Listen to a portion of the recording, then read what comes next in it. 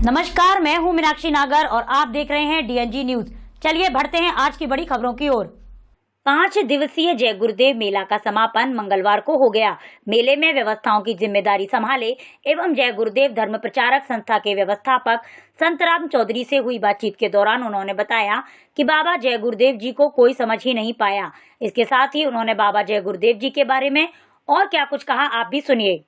विगत 5 दिनों से आयोजित बाबा जय गुरुदेव सत्संग मेला का आयोजन चल रहा था, जो कि उसका आज अंतिम दिवस है और हमारे साथ बातचीत करने के लिए मौजूद है मंदिर के व्यवस्थापक श्री संतराम चौधरी जी, जिनसे हम जानेंगे कि मेले की व्यवस्थाएं क्या क्या रही थी और क्या क्या आयोजन इसमें हुए और कहाँ कहाँ से संगत थे वो इस मेले में पधारी। चौधरी साहब, बहुत बहुत स्वागत है आपका। सबसे पहले मेरा सवाल आपसे यही है कि विगत कई वर्षों से मैंने भी मेला देखा है और आज भी ये अनवरत चल रहा है और हर साल होता है, लेकिन विगत वर्षों की भांति दिन प्रतिदिन मेले में आने वाले लोगों की संख्या कम होती जा रही, इसकी क्या वजह है? कम नहीं हो रही है, बल्कि आपने देखा नहीं। अगर आप 30 तारीख का दृश्य यहाँ देखते तो मेला मैदान जिसमें सत्संग होता है उसका 1.5 गुना उसकी जगह अलग बनाई गई थी आगे, यानी वहाँ टेंट जो हमारे लगते थे उसको हटाकर बैठने की जगह बनाई गई। बहुत सारे लोगों को हेलीपैड का एक हमारा स्थान है, वहाँ मेरा ख्याल है 10 हजार लोग तो वहाँ बैठे रहे होंगे। तो इससे मालूम होता है कि आपकी उपस्थिति उसमें नहीं हो पाई है, लेकिन फिर भी हम बताना चाहते हैं कि यह जय गुरुदेव जोगस्थली जय गुरुदेव धर्म प्रचारक संस्था मथुरा का मुख्यालय है और इस संस्था के संस्थापक परम संत बाबा जय गुरुदेव जी महाराज रहे। इस समय हमारी इस संस्था को पूज्य पंकज जी महाराज, जो बाबा जी के उत्तराधिकारी हैं, वो देख रहे हैं। और यह आयोजन हमारा 77वां वार्षिक भंडारा है और ये बाबा जय गुरुदेव जी महाराज के पूज्यपाद गुरु जी महाराज, जिनका नाम पूज्यपाद स्वामी घूरेलाल जी महाराज हैं, उनको हम लोग दादा गुरु कहते हैं। ये प्रतिवर्ष हिंदी महीने के अगहन सुदी यानी शुक्ल पक्ष के 10वीं को पड़ता है और उससे 2 दिन पहले और 2 दिन बाद तक कुल मिलाकर के 5 दिनों का आयोजन होता है। बाबा जय गुरुदेव जी महाराज के गुरु जी महाराज, जो पूज्यपाद सिरौली गांव में रहते थे, अलीगढ़ के इगलास तहसील में वो गांव पड़ता है, और उनका नाम पूज्यपाद स्वामी घूरेलाल जी महाराज था और हम रिश्ते से उनको जो है दादा गुरु कहते हैं। वो अपने ढंग के बहुत निराले व्यक्तित्व के स्वामी थे, अंतर्यामी महापुरुष थे और सर्वव्यापक थे, और ऐसे महापुरुष शब्द रूप से बराबर विराजमान रहते हैं, कहीं जाते नहीं। उनकी सत्ता और उनके दया कृपा का लाभ प्रेमीजन उठाते हैं। और ये महापुरुषों के जन्मदिन और उनके निधाम जाने के अवसर पर जो भी आयोजन होते हैं, वो आयोजन विशेषकर उनकी कृपा प्राप्त करने का है। इनके साथ एक विशेषता ये जुड़ी हुई है कि मार्गशीर्ष, जिसको अगहन का महीना कहते हैं, यही उनके जन्म लेने की तिथि है और यही निर्धाम जाने की तिथि है। यह दुर्लभ तिथि है और वो इतने सरल व्यक्ति थे कि बस उनको लोग पहचान नहीं पाते थे। एक बार की घटना है कि वो जजमानी भी लोगों के यहाँ कुछ उनके लोग थे कृपा पात्र, जिनको मतलब यह है कि उनका सानिध्य प्राप्त था। तो एक शादी तय थी, तो लड़के वाले कहते थे कि वो शादी जो है 4 बजे के बाद होगी, लड़के वाले कहते थे 12 बजे के बाद। तो उनका संपर्क दादा गुरु महाराज से था, लड़के वालों का, लड़की वालों का। उन्होंने कहा जरा हम अपने पंडित जी से पूछ लें। तो उन्होंने कहा कि यह दोनों मुहूर्त गलत है, न 12 बजे का ठीक है और न 1 बजे का। और अंतिम घटना ये हुई कि 4 बजे के बाद वो लड़का पेशाब करने के लिए उठा और उसे सर्प ने दंश कर लिया और वो मर गया। तो एक दिन वो बड़े सिंपल थे, बड़े सरल थे, रिक्शे उसमें टांगड़ी में आ रहे थे, तब तो यही समय था। तो वो लड़की जिसकी शादी थी उसने कहा महाराज धन्य है, आपने हमको विधवा होने से बचा लिया। ऐसी बहुत सारी घटनाएं उनके जीवन काल में थी। बस ये है कि बाहर से लोग पहचान नहीं पाते थे। ये बिल्कुल सही बात है। महाराज जी जब तक थे, मैंने भी महाराज जी को देखा है और मैं भी यहीं पास में रहा हूँ। महाराज जी के समय में जो मेला लगता था, मेले शुरू होने से 5 दिन पहले और मेला खत्म होने के 5 दिन बाद तक यहाँ से भीड़ नहीं छटती थी। लेकिन आज उतनी लोग आ ही नहीं पा रहे हैं। अब या तो ये कह सकते हैं कि सोशल मीडिया नहीं ऐसा नहीं। सोशल मीडिया का भी फर्क पड़ रहा है कहीं ना कहीं। हम आपसे अनुरोध करेंगे कि वास्तव में जिस दिन भंडारे का दिन था वो दृश्य देखने लायक था, और घंटा 2 घंटा में अंडरपास यहाँ से लोग निकल करके तब जा पाए। और अब भी अगर आप देखेंगे, जबकि पूजन के बाद काफ़ी लोग चले जाते हैं, और इस समय पूज्य पंकज जी महाराज का गाजीपुर जिले में कार्यक्रम 5 जुलाई से और उन्हें 5 दिसंबर से 5 दिसंबर इसी 2025 से और 25 फरवरी 2026 तक कुल 83 दिनों का कार्यक्रम गाजीपुर जिले में होगा। और वहाँ हमारी बहुत सी संगतों को ये कार्यक्रम कराने की जिम्मेदारी मिली हुई है, और उसी दिन से बहुत सारी बसें और तमाम लोग चले गए। और उसी तरह से गाजीपुर के भी लोग बहुत कम आ पाए, क्योंकि उनके यहाँ खुद कार्यक्रम है।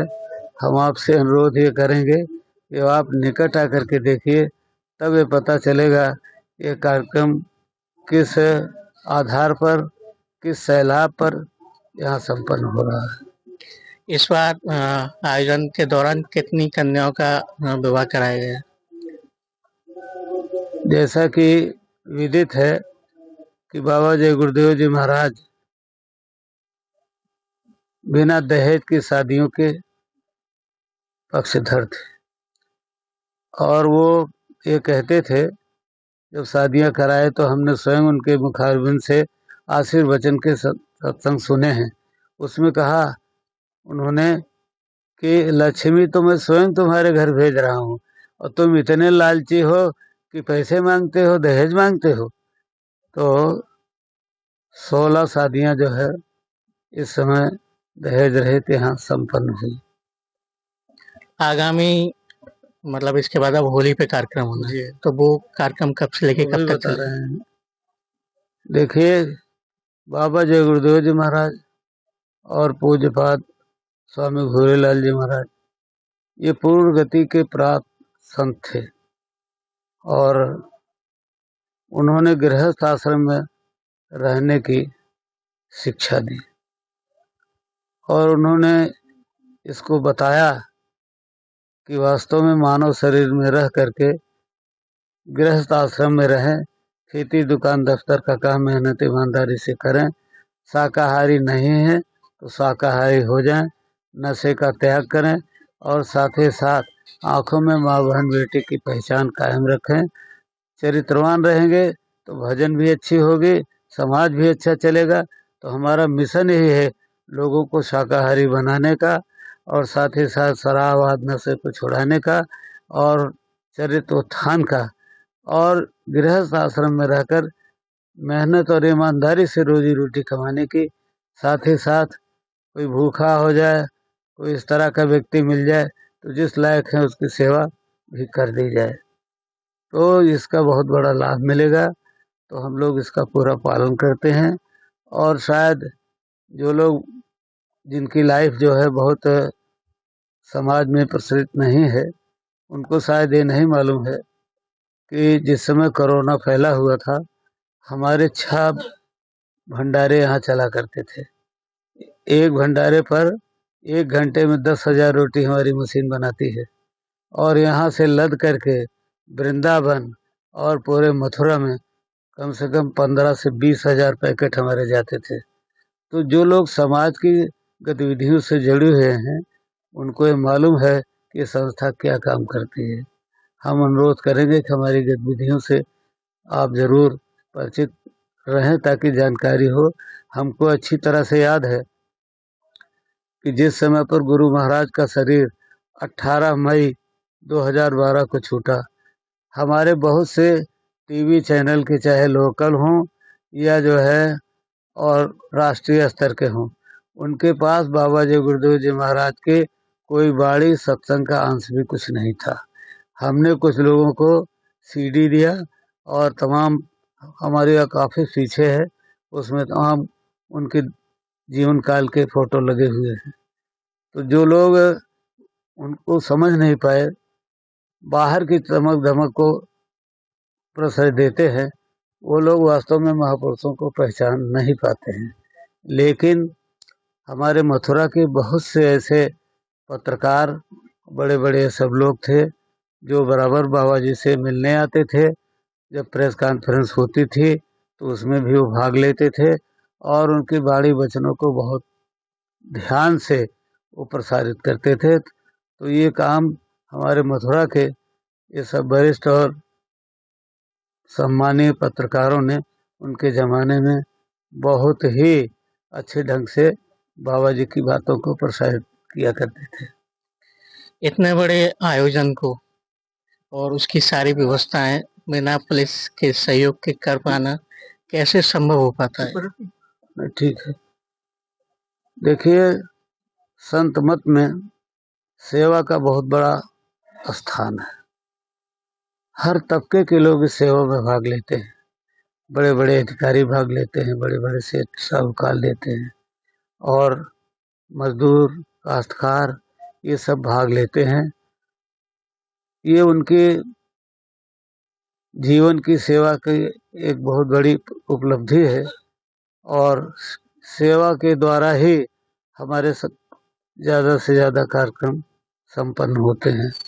उसमें बहुत सारे लोगों को आप देखेंगे कि बड़े स्टेटस के हैं लोग, लेकिन इतना सिंपल दिखाई पड़ेंगे झाड़ू लगाते हुए, सफाई करते हुए, तो कोई ऐसे अनुमान नहीं लगा सकता कि इस स्तर का आदमी और यहाँ सफाई कर रहा है।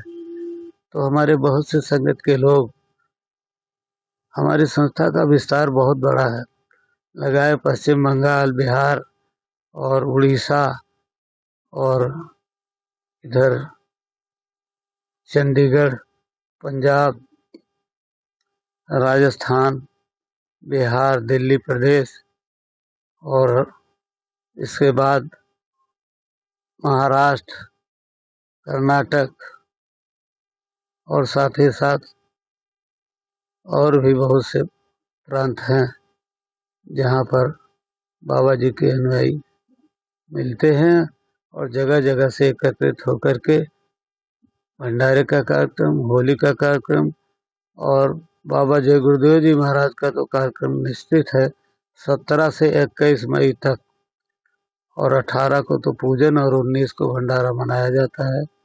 इसी तरह से गुरु पूर्णिमा, आषाढ़ महीने की पूर्णिमा को गुरु पूर्णिमा कहते हैं। कुल मिलाकर के 4 बड़े बड़े कार्यक्रम यहाँ होते हैं।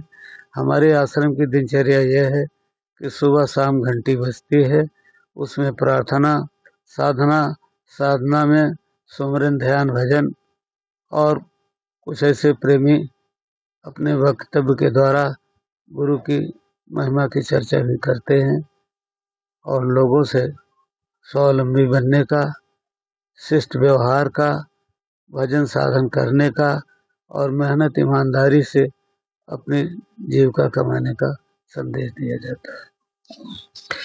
तो अभी तक हमारे साथ रहे बाबा जय गुरुदेव संस्था के व्यवस्थापक चौधरी संतराम जी, और इन्होंने बहुत सारी चीज़ों पे विशेष रूप से ध्यान दिया, और ऐसी और खबरों को देखने के लिए बनी रही हमारे साथ। अपने साथी तरुण नागर के साथ धीरेन्द्र सिंह। बजरंगबली फोटो स्टेट जिला एवं सत्र न्यायालय, गेट नंबर 2 सिविल कंपाउंड, पुराना पोस्ट ऑफिस अजीत तहरिया जी के चैम्बर के पास मथुरा, जहां आपको मिलेगी फोटो कॉपी, व्हाट्सएप एवं पीडीएफ से कलर एवं ब्लैक एंड व्हाइट फोटो सहित टोटल कंप्यूटर वर्क की सुविधा। एक बार जरूर पधारें। बजरंगबली फोटो स्टेट जिला एवं सत्र न्यायालय, गेट नंबर 2 सिविल कंपाउंड, पुराना पोस्ट ऑफिस अजीत तहरिया जी के चैम्बर के पास Mathura. Proprietor Rakesh Thakur. Mobile number 6395876164।